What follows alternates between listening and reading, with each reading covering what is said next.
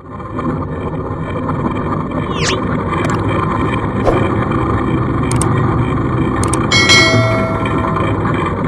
semuanya, kembali lagi bersama kami berdua di channel saya Fitra Bahira. Dan di sini kami berdua akan menceritakan sedikit atau sharing pengetahuan tentang bagaimana cara menjadi seorang ventriloquist. Nah, benar teman-teman kata Jack. Di sini kami berdua akan sharing pengetahuan bagaimana cara menjadi seorang ventriloquist. Nah, jadi sebelumnya izinkan kami berdua memperkenalkan diri dulu nih teman-teman. Nama saya Muhammad Fitra Bahira, saya dari komunitas ventriloquist Indonesia yaitu Ventindo, dan di sebelah saya yaitu halo, nama aku Jack. Aku dari dulu 10 tahun dan hobi aku bernyanyi. Dan iya, nama panjang aku Jack. Wow, biasa dipanggil Jack. Dipanggil sayang juga gak apa-apa sih. Nah, kalau dipanggilnya sama cowok, jangan dong, kan khusus sama cewek-cewek di luar sana. Oke, jadi di sini kita berdua akan sharing sedikit pengalaman tentang mengenal huruf abjad atau alfabet dan bagaimana cara pengucapan dan syarat-syarat menjadi seorang ventriloquist. Yang pertama adalah cara pengucapan dan mengetahui huruf-huruf alfabet dalam ventriloquist. Oke, jadi cara pengucapannya yaitu dibagi menjadi 3. Yang pertama yaitu terbuka sedikit, yang kedua nyaris tertutup, yang ketiga terbuka lebar atau tersenyum. Nah, jadi yang pertama yaitu terbuka sedikit. Kita seperti antara bibir tertutup dan antara senyum lebar gitu tuh. Seperti contohnya gini. Sebagai contoh kita nyebutin kata aku sayang kamu. Nah, seperti itu teman-teman. Jadi si ngelit ini hanya tergeka sedikit seperti ini. Nah, ini tergeka sedikit hanya menonjolkan sedikit gigi di gigir kita. Oke, yang kedua yaitu nyaris tertutup. Nyaris tertutup bisa dibilang posisi yang paling sulit nih teman-teman. Kenapa? Karena di posisi ini antara bibir atas dan bibir bawah itu menyatu atau biasa disebut kayak rapat gitu teman-teman. Soalnya banyak ventriloquist juga yang gagal melakukan ini teman-teman. Sebagai contoh, aku senang berbelanja di hotel. Kenapa hotel? Hotel adalah tempat impian semua orang untuk berbelanja. Nah, seperti itu teman-teman. Buat pemula juga disarankan untuk tidak mencoba ini teman-teman, dan disarankan untuk tidak mencoba yang ini pada saat show atau tampil atau pada saat membuat konten atau semacamnya teman-teman. Tapi teruslah belajar. Kenapa? Karena posisi ini posisi yang paling sulit. Ketiga yaitu terbuka lebar atau tersenyum lebar. Di posisi ini posisi yang paling mudah teman-teman. Kenapa? Karena di posisi ini si rahang terbuka dan ujung mulut antara kiri kanan ini ikut tertarik dan mengakibatkan si bibir bagian bawah ini sulit untuk bergerak teman-teman. Sebagai contoh, aku sayang kamu. Kenapa kamu nggak ngegalas chat aku? Nah, seperti itu teman-teman. Bedain antara nyaris tertutup. Terus yang kedua yaitu terbuka sedikit, tersenyum lebar. Nah, seperti itu teman-teman. Jadi pada intinya kita harus fokus pada lidah kita. Karena lidah itu adalah penentu teman-teman. Penentu akan keluarnya kata-kata dalam mulut kita. Oke, kita lanjut ke alfabet. Alfabet dibagi menjadi 2 dalam ventriloquist, yaitu yang pertama ada huruf yang mudah dan ada huruf yang sulit atau biasa disebut huruf bilabial.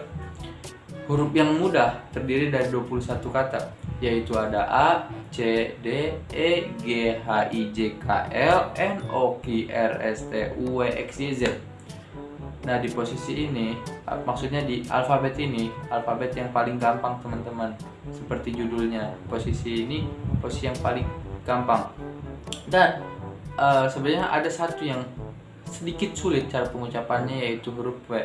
Jadi huruf W bisa diucapkan dengan huruf vokal, yaitu antara huruf U dan huruf vokal lainnya. Seperti kita mau ngomong bawel, kita ubah menjadi U dan E, jadi bauel, di bauel. Nah, seperti itu teman-teman. atau bawang. Kita bisa huruf dalam huruf vokal itu ada U dan A, jadi bauang, bauang. Seperti itu teman-teman. Dan ada huruf bilabel atau huruf yang sulit. Huruf ini terdiri dari 5, yaitu ada B, ada M, ada P, ada F, dan juga V. Nah, huruf ini biasanya saya itu mengganti huruf-huruf ini dengan huruf lainnya. Sebagai contoh, huruf B saya rubah menjadi huruf D atau huruf G. Dan ada juga huruf M. Huruf M ini dirubah menjadi huruf N atau eng, N dan G, eng. Dan huruf P. Huruf P biasanya dirubah menjadi huruf po, huruf T atau juga huruf K.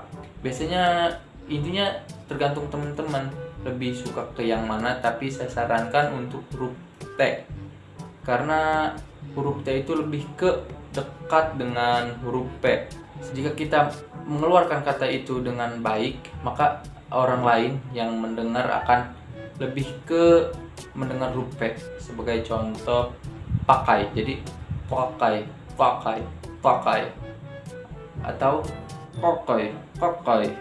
Nah, seperti itu teman-teman. Dan ada huruf F dan V. Sebenarnya ini hurufnya sama, cara pengucapannya. F Fanta itu cara pengucapannya F agak keluar, ada angin yang keluar dan terasa oleh bibir. F. Sedangkan huruf V itu hanya hi. Ini benar-benar hanya angin yang keluar. Hi. Ada juga F. Ada hi.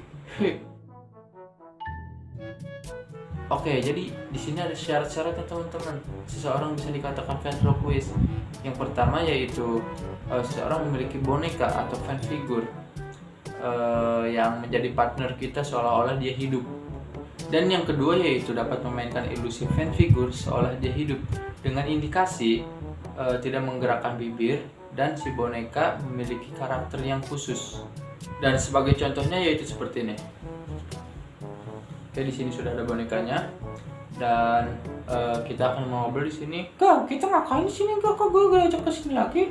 Ya Jik, jadi kita akan praktekkan bagaimana cara kita mengobrol. Oh ya Jik, lu bisa suara kucing gak Jik?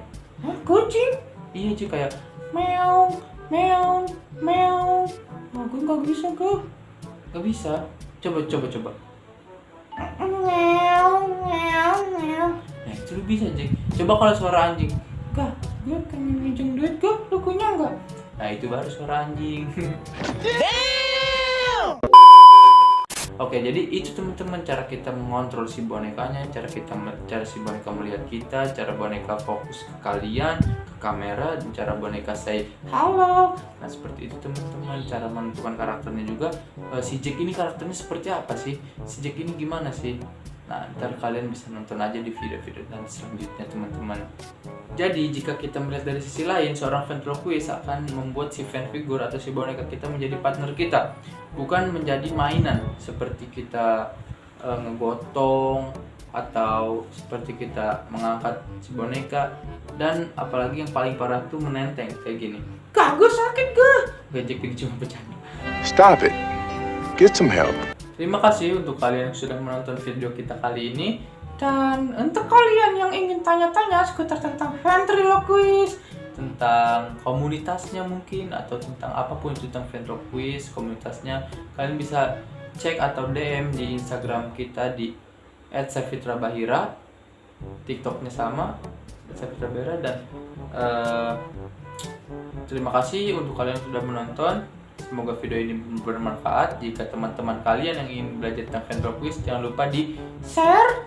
Dan ya teman-teman jangan lupa untuk like, komen, dan subscribe channel ini, dan bantu kita untuk terus berkarya teman-teman.